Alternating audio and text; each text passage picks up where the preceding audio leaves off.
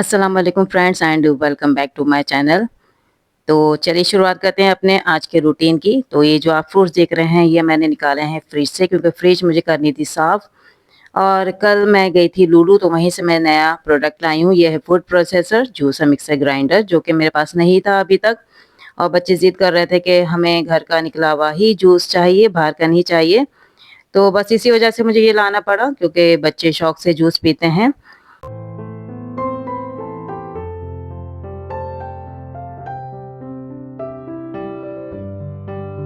और दोस्तों, अब मैं आपके साथ शेयर कर रही हूँ एक बहुत ही मज़ेदार और इजी रेसिपी। तो यहाँ पर मैंने एक केला ले लिया है मीडियम साइज़ का, 4 से 5 मैंने लिए हैं खजूरें, उसका एक पेस्ट बना लिया है।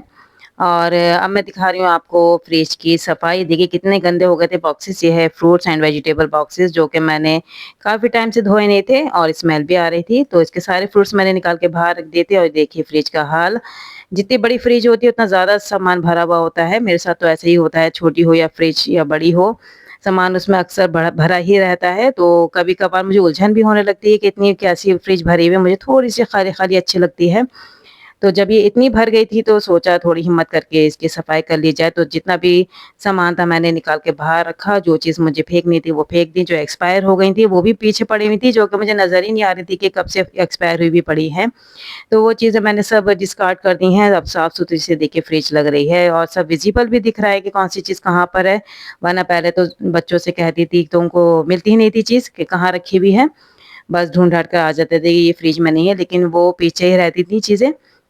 लेकिन अब सब विज़िबल है, बच्चे भी आराम से देखकर चीज़ें ले सकते हैं। और जो एक जैसी चीज़ें थी वो मैंने एक तरफ रख दी, ताकि ईज़ी रहे निकालने में। अब देखिए कितना साफ-सुथरी सी फ्रिज हो गई है, बिल्कुल नीट एंड क्लीन और ऑर्गनाइज़्ड। तो बस इसी तरह की मुझे फ्रिज अच्छी लगती है, चाहे छोटी हो या बड़ी, लेकिन इतना स्पेस होना चाहिए कि जब आप फ्रिज खोलें तो दिल खुश हो जाए। ये ना हो कि फ्रिज खोलते ही बस उलझन होने लगे कि इतना सामान भरा हुआ है इसमें। तो सब चीज़ें मैंने जगह पर रख दी हैं, खाने-पीने का सामान जितना भी खाना बचा था उसे मैंने फूड कंटेनर में रखा है, वरना तो पहले डिशेज़ में भरा हुआ रखा था। और ये देखिए मैंने कवर कर दिया है वाटरमेलन को। इस तरह के कवर करके रखते हैं तो खराब नहीं होता। और 2 बॉक्सेस हैं, एक वेजिटेबल का, एक फ्रूट्स का, जो कि मैंने साफ़ करके, धो के, सुखा के और फिर इसमें फ्रूट्स और वेजिटेबल्स दोबारा से रख दिए थे। ये साइड का पोर्शन आप देख रहे हैं, सारे मैंने बॉक्सेस अरेंज किए हैं। जो चीज़ें फेंकनी थी वो फेंक दी इसमें से। और ये यहाँ पर मेरी क्रीम रखी है, फ्रेश क्रीम और थिक क्रीम रखी है, नीचे दूध है और ये सबसे नीचे कुछ और बॉक्सेस हैं। तो सब अच्छे से ऑर्गनाइज़ हो गई है मेरी फ्रिज। और आप बताइए आपको कैसी लगी? इस तरह की फ्रिज अच्छी लगती है या भरी-भरी?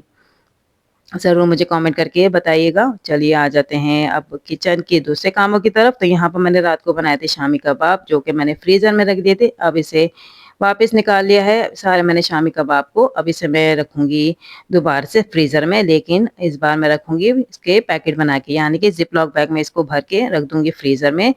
कम से कम ये 15 से 20 दिन तक ख़राब नहीं होते और काफ़ी काम में भी आते हैं। बच्चों को मैं लंच बॉक्स में भी देती हूँ, हस्बैंड को भी देती हूँ।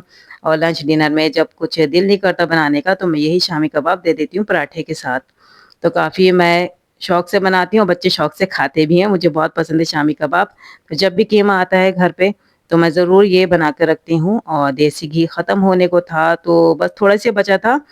इसमें मैं फ्राई कर रही हूँ शामी कबाब। मैं देसी घी में ही फ्राई करती हूँ, उससे बड़ा अच्छा टेस्ट आता है। और कभी-कभार ऑयल में भी कर लेती हूँ, लेकिन जो देसी घी की बात है वो तो अलग ही होती है। तो यहाँ पर मैं 3 कबाब फ्राई कर रही हूँ, क्योंकि मुझे देना है हस्बैंड को। 2 हस्बैंड को दे दूँगी लंच में और 1 मैं खुद खा लूँगी ब्रेकफ़ास्ट के लिए पराठे के साथ। और इसका कॉम्बिनेशन बेस्ट तो पराठे के साथ ही होता है, और साथ में हरी चटनी हो तो क्या ही बात है। तो यहाँ पर मैंने शैलो फ्राई कर लिया है शामी कबाब को।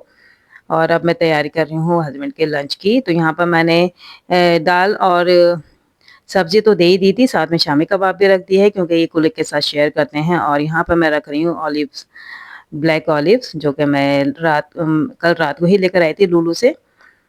और अब मैंने बना दिया है लंच हस्बैंड का।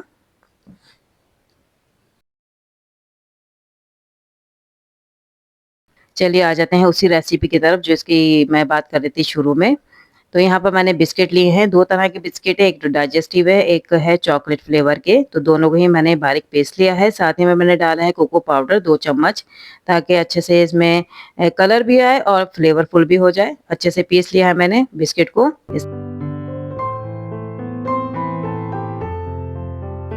तो यहाँ पर तकरीबन 2 कप के करीब ये पिसा हुआ है बिस्किट का पाउडर।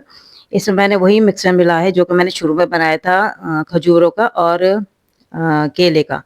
तो ज़्यादा नहीं डालना है, बस उतना ही डालना है कि ये बाइंड हो जाए और अच्छे से डो बन जाए और इसे हम फ्रिज में रख देंगे तकरीबन 1 से 2 घंटे के लिए। और इस बीच आप बनाइएगा व्हिपिंग क्रीम। तो यहाँ पर मैं पाउडर फॉर्म में ले रही हूँ, ये बड़ा ईज़ी बन जाता है इससे।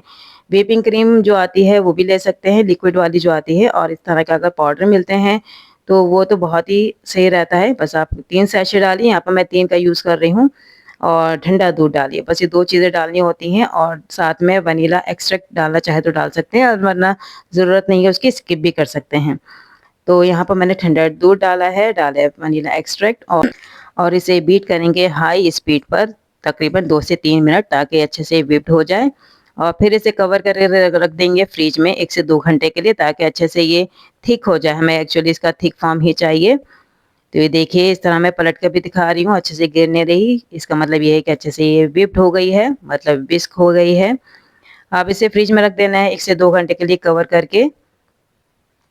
और यहाँ पर मैं कैन्ड फ्रूट्स का यूज़ कर रही हूँ, आप फ्रेश फ्रूट्स का भी यूज़ कर सकते हैं। इसका जूस कंप्लीटली निकाल लेना है, बस हमें चाहिए इसका फ्रूट्स। और अब मैंने निकाल लिया डो, जो कि मैंने फ्रिज में रखा था, बिस्किट का डो।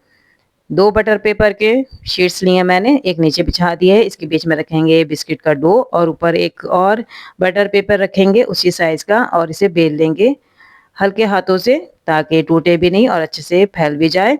ये देखिए, ज़्यादा पतला नहीं करना है, थोड़ा-सा थिक ही रखना है। और इसके ऊपर हमें लगा देनी है व्हिप्ड क्रीम, जो कि हमने फ्रिज में रखी थी, और इसके ऊपर फैला देना है फ्रूट्स, अपनी पसंद के कोई से भी फ्रूट्स बारीक-बारीक काट के आप फैला सकते हैं, ड्राई फ्रूट्स भी डाल सकते हैं, जो भी आपका दिल करे। और इसे रोल करके दोबारा फ्रिज में रख देंगे 4 से 5 घंटे के लिए, ताकि अच्छे से सेट हो जाए।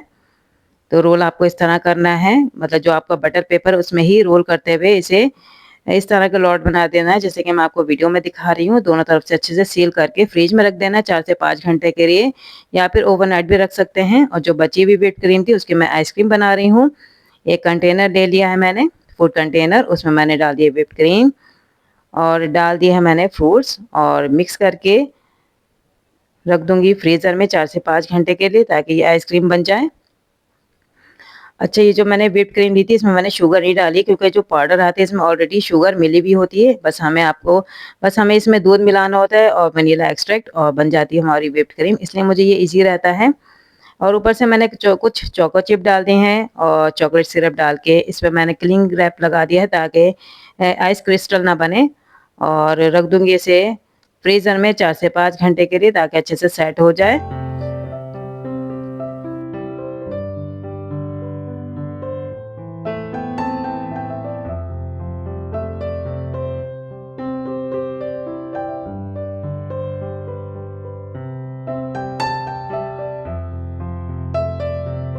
और ये देखिए, 4 से 5 घंटे बाद मैंने निकाल लिया इसको फ्रिज में से। अब इसको मैं आपको कट करके बताती हूँ, बहुत अच्छे से सेट हो जाती है इसमें। बहुत ही अच्छा सा डेज़र्ट है, बच्चों को बहुत ही पसंद आता है, झटपट बन जाता है, ज़्यादा टाइम भी नहीं लगता और चीज़ें ज़्यादा इसमें यूज़ भी नहीं होती। तो ये कट करके मैंने आपको दिखा दिया, बहुत अच्छा इसका रिज़ल्ट आया था, बहुत फ्लेवरफुल था। और ऊपर से मैंने डाल दिया chocolate syrup extra choco flavour के लिए। आपको कैसी लगी ये रेसिपी कमेंट करके ज़रूर बताइएगा, और ट्राई भी ज़रूर कीजिएगा।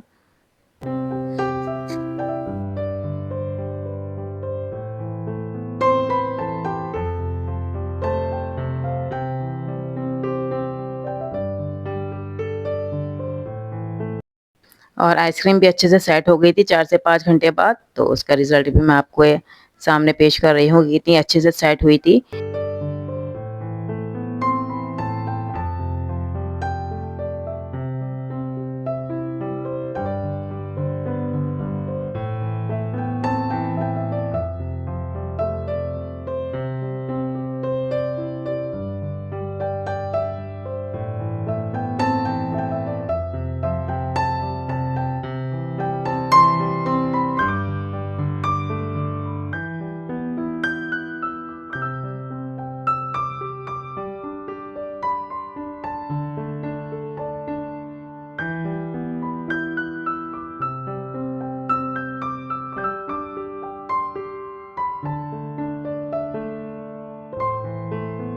और दोस्तों रात को डिनर में मैंने बनाई थी आलू तायरी। वो झटपट बन जाती है, जब कुछ मूड नहीं होता तो मैं राइस ही ज़्यादा बनाती हूँ। और राइस में जो सबसे ज़्यादा हमारे घर में बनता है वो है आलू तायरी। तो आलू तायरी बना ली थी, साथ में मैंने रखी थी ग्रीन चटनी, रेड चटनी और दही, साथ में अचार और क्यूकम्बर रखा हुआ था, वो काट दिया था, ऊपर से डाल दिया था उसमें काला नमक। तो ये सिंपल सा हमारा आज का डिनर था।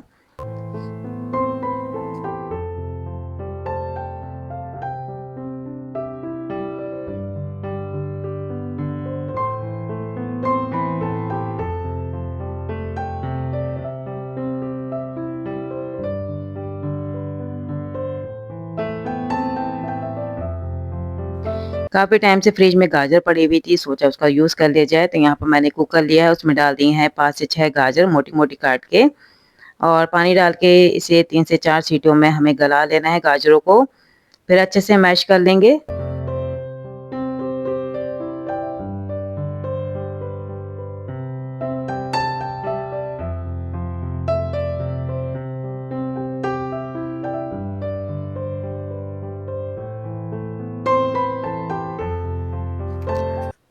अब लिए मैंने एक कढ़ाई और उसमें डाल दिया है ये गाजर और लो टू मीडियम फ्लेम पे इसकी भुनाई करेंगे।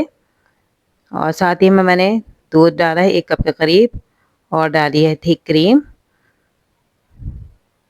अच्छे से चलाना है इसे लो टू मीडियम फ्लेम पर। साथ ही में डाला है मैंने 2 से 3 चम्मच कंडेंस मिल्क के।